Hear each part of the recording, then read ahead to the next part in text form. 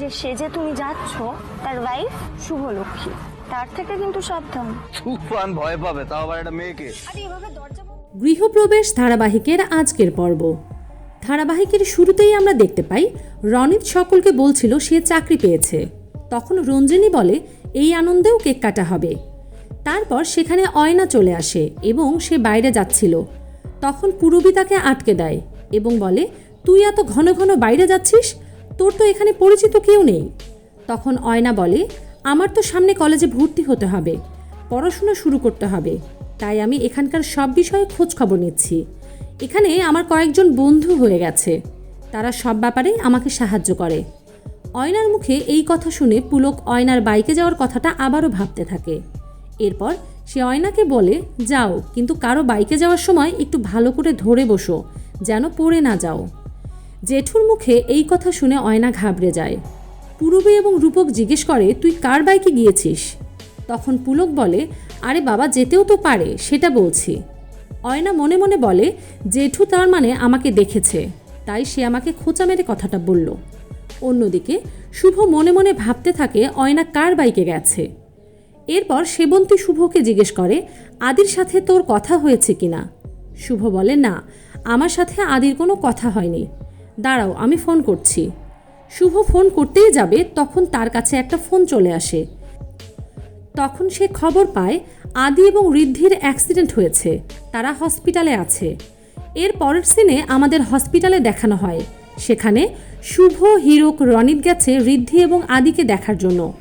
হসপিটালে ঢুকেই নার্সের মুখে শুনতে পায় এখানে দুজন পেশেন্ট এসেছে যারা অ্যাক্সিডেন্টের জায়গাতেই মারা গেছে।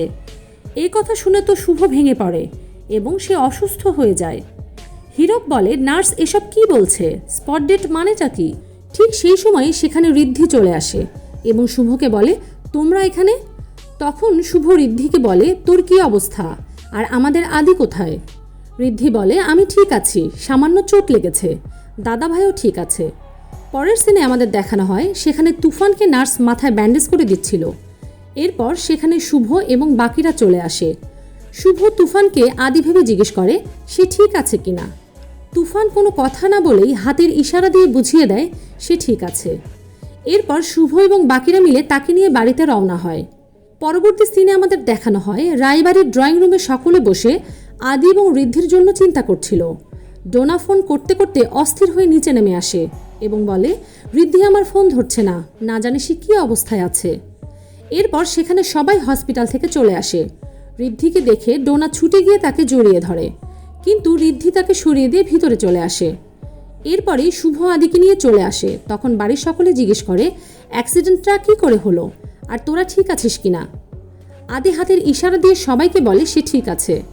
এরপর ঋদ্ধি বলে হঠাৎ একটা বাইক আমাদের গাড়ির সামনে আসাতেই অ্যাক্সিডেন্টটা হয়ে যায়। পূরবী তুফানকে আদি ভেবে বলে তুই ঠিক আছিস তো, সবাইকে চিনতে পারছিস তো, নাকি আবারও আগের মতো হয়েছে?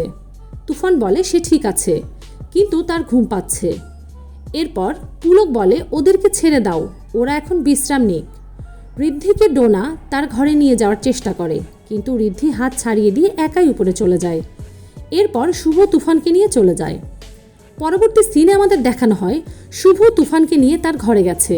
এরপর তুফান বিছানায় বসে এবং ক্লান্ত হওয়ার অভিনয় করতে থাকে।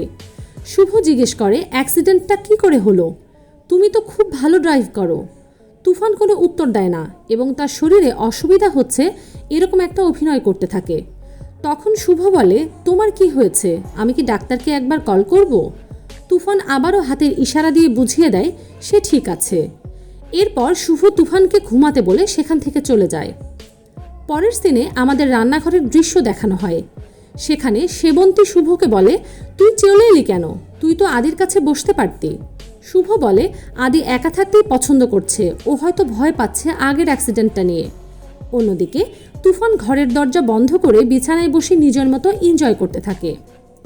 পরের সিনে রান্নাঘরে কমলি চলে আসে এবং বলে অ্যাক্সিডেন্টের জন্য আদিদার মাথায় কোনো গন্ডগোল হয়নি তো, আমার কিন্তু সুবিধা লাগছে না। তখন শুভ কমলিকে তার কাজে যেতে বলে। এরপর সেবন্তী বলে কমলির কথা খুব একটা ভুল নয়, চিন্তা কিন্তু একটা রয়ে যাচ্ছে। শুভ বলে চিন্তা তো আমারও হচ্ছে, কিন্তু বোঝাতে পারছি না। সেবন্তী বলে তুই চিন্তা করিস না, সব ঠিক হয়ে যাবে। শেষ সিনে শুভ মনে মনে বলে, মা হয়তো ঠিকই বলছে, আমি একটু বেশিই ভাবছি। এই ছিল আজকের পর্ব। দেখা হবে আগামী পর্বে।